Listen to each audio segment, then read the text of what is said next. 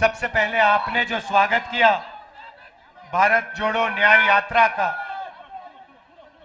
जो आपने झारखंड में पिछले 6 दिनों के लिए यात्रा का स्वागत किया, जो आप यात्रा में शामिल हुए, जो आपने यात्रा को ऊर्जा दी, प्यार दिया, इसके लिए मैं आप सबको दिल से धन्यवाद करना चाहता हूं।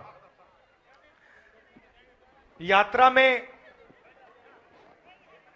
हम 6-7 घंटे आपके बीच में आते हैं और आपकी बात सुनते हैं, आपके दिल में जो है वो समझने की कोशिश करते हैं और 15-20 मिनट हम ऐसे भाषण से आपसे बात करते हैं। मतलब आपकी मन की बात सुनने हम 7-8 घंटे लगाते हैं, अपनी मन की बात रखने के लिए हम 15 मिनट लेते हैं। तो आपके दिमाग में एक सवाल होगा कि भारत जोड़ो यात्रा की जरूरत क्यों पड़ी। तो सबसे पहले मैं आपको यह बताना चाहता हूं कि ये यात्रा हमने करी क्यों और 2 यात्रा क्यों की, एक कन्याकुमारी से कश्मीर और दूसरी मणिपुर से महाराष्ट्र।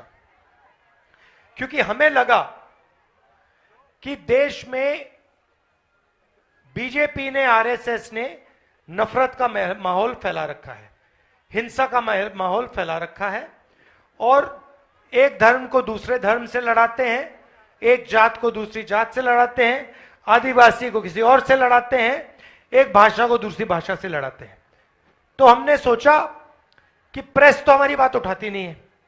आप जानते हो कि प्रेस वाले अदानी जी के लिए काम करते हैं, बड़े बड़े उद्योगपतियों के लिए काम करते हैं, तो वो कमजोर लोगों की आवाज तो नहीं उठाएंगे, पिछड़ों की, दलितों की, आदिवासियों की बात तो नहीं उठाने वाले। तो इसलिए हमने सोचा कि आपके बीच में आकर हम आपको जोड़ने का काम करें और आपके जो मुद्दे हैं, आपके जो समस्याएं हैं, उनके बारे में हम बोलें। तो यह लक्ष्य था।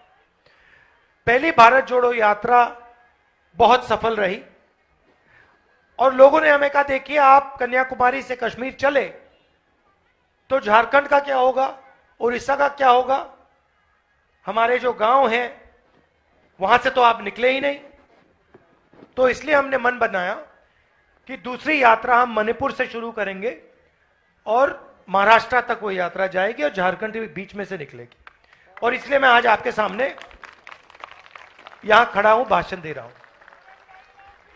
2-3 चीजें झारखंड की जनता ने, 2-3 चीजें झारखंड की जनता ने, अलग अलग वर्गों ने मुझे बताई। अभी मैं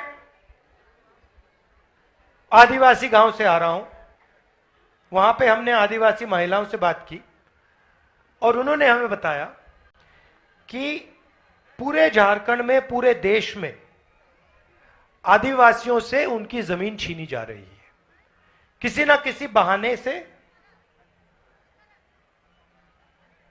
अंत में यह होता है, विकास का नाम लिया जाता है, सड़क बनाने का नाम लिया जाता है, मगर अंत में आदिवासी को पता लगता है कि उसकी जमीन हड़प ली गई है या किसी एनजीओ को पकड़ा दी गई है या किसी अरबपति, अदानी जैसे व्यक्ति को पकड़ाई दी गई। तो ये आदिवासियों का सबसे बड़ा मुद्दा है, उन पे केस लगा दिए जाते हैं। इसी अभी कुछ ही देर पहले एक एनजीओ की जमीन है, वहां पे आदिवासियों की जमीन छीन ली, उनको कॉम्पनसेशन तक नहीं दिया और उनकी जमीन लेकर एनजीओ में डाल दी। उन व्यक्तियों से मैं मिला, फिर अफसर से मिला। तो पहले अफसर मुझे कहते हैं, देखिए ये तो ग्राम सभा की जमीन थी। तो फिर उन्होंने मुझे कागज दिखाया, जो व्यक्ति की जमीन गई उसने कागज दिखाया। तो फिर मैंने अफसर से कहा, भैया ये आप बताओ, ये क्या कागज फर्जी हैं क्या, ये व्यक्ति झूठ बोल रहा है क्या? कहते हैं नहीं, झूठ तो नहीं बोल रहा है। तो फिर मैंने बोला, फिर ग्राम सभा की जमीन है नहीं, इसी की जमीन है। तो ये पूरे झारखंड में, पूरे जहां भी आदिवासी लोग हैं वहां पे ये हो रहा है। हम एक कानून लाए थे, पैसा कानून था। दो कानून है, एक पैसा कानून, एक जमीन अधिग्रहण कानून। जमीन अधिग्रहण कानून में साफ लिखा गया है कि ग्राम सभा से बिना पूछे जमीन नहीं ली जा सकती, और अगर जमीन ली जाएगी, भैया नारे मत लगाइए, अगर जमीन ली जाएगी तो मार्केट रेट से 4 गुना ज्यादा पैसा दिया जाएगा। और अगर, मजे की बात सुनिए, अगर जमीन ली गई और 5 साल में उस जमीन का प्रयोग नहीं किया गया तो वो जमीन वापस दी जाएगी। अब झारखंड में लाखों एकड़ जमीन ली गई है, पिछली सरकार ने ली थी, लैंड बैंक बनाया, उसका कोई प्रयोग नहीं किया। तो यहां के आदिवासियों ने मुझे कहा, और सही कहा, कि 5 साल हो गए, ये जमीन अब वापस जानी चाहिए, हमें वापस मिलनी चाहिए, किसका कोई प्रयोग ही नहीं हुआ। तो ये एक आदिवासियों के सामने सबसे बड़ा मुद्दा है। दूसरा मुद्दा सामाजिक न्याय का मुद्दा।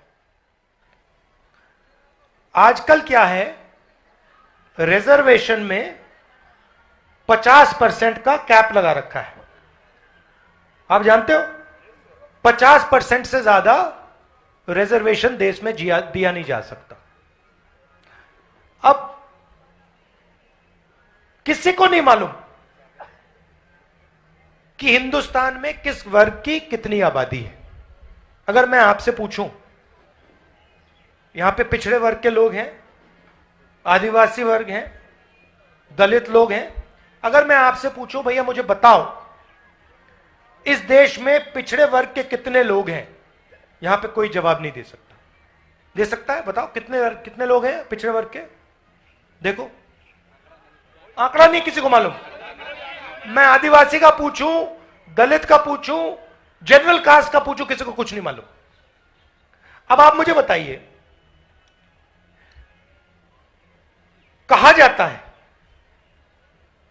कि देश में 8% आदिवासी है, 15% दलित है।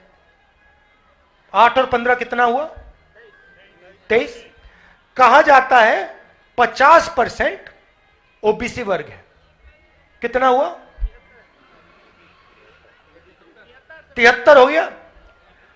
अब 73% आबादी है तो 50% लिमिट क्यों है? बात समझ आई? आबादी 75% की है। अब वो भी पक्का नहीं मालूम, हो सकता है 55% निकल आए ओबीसी का, हो सकता है आदिवासी ज्यादा हो, ये किसी को नहीं मालूम। तो सबसे पहला काम, अगर हम सामाजिक न्याय की बात करते हैं तो यह पता लगाना है कौन से वर्ग के कितने लोग हैं और किसके पास कितना धन है। सही बात। आदिवासी 8% है, देश का कितना धन उनके हाथों में है? पिछड़े लोग 50% हैं, देश का कितना धन उनके हाथों में है? यह सबसे बड़ा देश के सामने सवाल है। हो क्या रहा है? हिंदुस्तान के सबसे बड़े अरबपति, आप किसी भी स्टेट में चले जाओ, मैं नागालैंड, अरुणाचल, असम, मेघालय, ये नागालैंड, झारखंड, बंगाल, सड़क पे चला हूं, हर प्रदेश में अदानी जी को कहीं ना कहीं कुछ ना कुछ दिया जा रहा है। यहां पे अदानी जी को जमीन दी गई। जमीन किससे ली गई? आदिवासियों से ली गई। और जमीन किसको गई? अदानी जी को गई।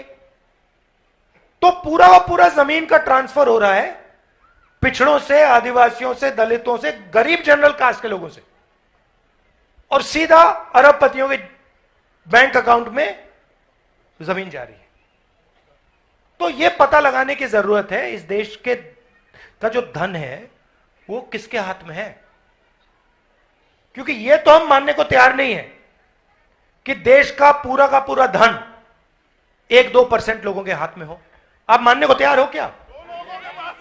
अगर देश का पूरा धन 100-200 लोगों के हाथ में है, आप इस बात को मानने के लिए तैयार हो? अगर मानने के लिए तैयार हो तो मैं घर चला जाता हूं। बिल्कुल नहीं मान सकते। यह कैसा हिंदुस्तान है कि यहां पे करोड़ों लोग रहते हैं और पूरा धन 5, 10, 15, 20, 50 लोगों के हाथ में है और बाकी लोग भूखे मर जाएं।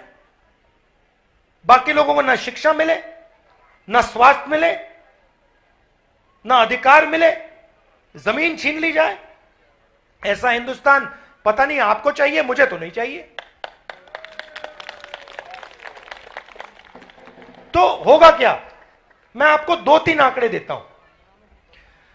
हिंदुस्तान की सरकार को 90 लोग चलाते हैं। आप जानते हो ये 90 लोग कौन है? आम जनता नहीं चलाती हिंदुस्तान को। भैया गलतफहमी में मत हो, आप अभी कोई दूसरी दुनिया में हो। आम जनता इस देश को नहीं चला रही है। अगर आम जनता इस देश को चलाती, ये देश कहां का कहां पहुंच जाता।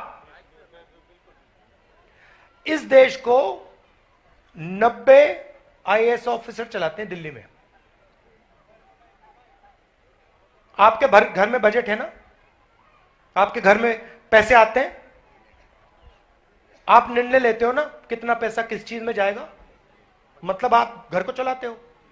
आपके घर में 20,000 रुपए आते हैं, आप कहते हो 5,000 रुपए मेरे खाने में जाएंगे, 5,000 रुपए मैं बच्चों की पढ़ाई में लगाऊंगा। जो भी आप ये निर्णय लेते हो तो आप घर चला रहे हो।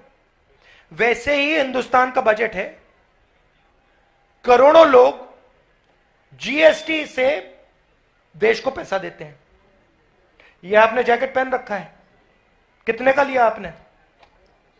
जोर से बोलो। 2100 का। इसमें जीएसटी कितनी थी? 18% जीएसटी थी। आपको पता भी नहीं लगा, आपने जीएसटी दे दी 18%, है ना? अब आप एक बताओ, अगर ये जैकेट अदानी खरीदता तो वो कितनी जीएसटी देता? एक ही जीएसटी देता। जितनी आप दे रहे हो उतनी वो देगा। आपकी आमदनी कितनी है? 40,000 जो भी है, उसकी आमदनी कितनी है? अरबों में। वो आप जितना टैक्स क्यों दे रहा है? ये अन्याय हुआ ना। कोई आदिवासी, गरीब आदिवासी शर्ट खरीद रहा है, वो 18% जीएसटी दे रहा है। उसी शर्ट को अदानी खरीद रहा है, वो भी 18% दे रहा है। तो जेब में से, आपके जेब में से जीएसटी का पैसा जा रहा है। वो जो है 90 लोग, वो निर्णय ले रहे हैं कि पैसा कहां खर्च होगा। अभी ठहर जाओ भैया, अभी मुझे बात खत्म करने दो, फिर जो बोलना बोलना। तो ये 90 लोग निर्णय लेते हैं कि बजट का पैसा कहां जाएगा। यहां पे अस्पताल लगेगा तो ये 90 लोग निर्णय लेंगे कि भैया हिंदुस्तान के स्वास्थ्य के बजट में हमें इतना पैसा डालना है। अब मेरा आपसे सवाल है, आपने मुझे बताया ओबीसी 50%, दलित 15%, आदिवासी 8%, कितना हुआ? 73 हो गया, 73 हो गया। अब आप मुझे बताओ, आबादी पिछड़ों की 50%, वो 90 अफसर में से पिछड़े कितने? Welcome to K-Mall, a premium project by Kaleen Group. K-Mall is in the heart of Kolkata's electronic, garment and lifestyle hub, Khidirpur. K-Mall, which is designed as a world-class mall, is the outcome of endless effort of our experts, combined with modern superb techniques and new age design. Book now